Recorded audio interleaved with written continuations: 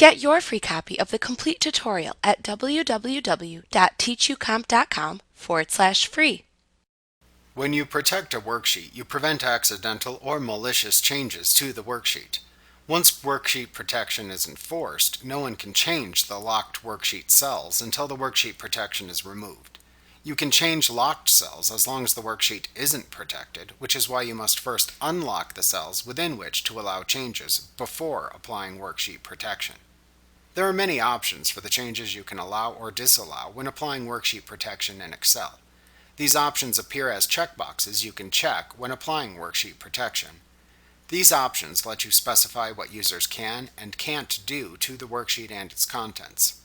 Optionally, you can type a password that must be entered before the worksheet can be unprotected. This option is a bit risky because if you forget the password, you will not be able to remove the worksheet protection. To apply worksheet protection, select the worksheet to protect in the workbook. Then click the Protect Sheet button that appears in the Protect button group on the Review tab of the ribbon. Alternatively, you can click the Format button that appears in the Cells button group on the Home tab of the ribbon.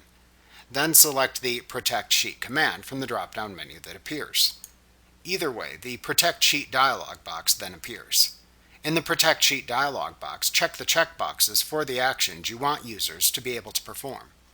You can enter a password that lets users unprotect the worksheet if desired by typing it into the Password to Unprotect Sheet field.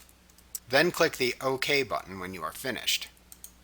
If you set a password, you must re-enter the password in the Confirm Password dialog box that appears, and then click the OK button in that dialog box.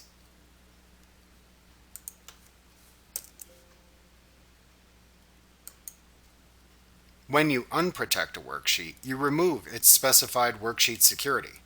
To remove worksheet protection from a protected worksheet, click the Unprotect Sheet button in the Protect button group on the Review tab of the ribbon. Alternatively, click the Format button in the Cells button group on the Home tab of the ribbon. Then select the Unprotect Sheet command from the drop-down menu that appears. If there is an associated password, Excel then prompts you to enter it into the Unprotect Sheet dialog box, and then click the OK button. After doing that, the worksheet is then unprotected.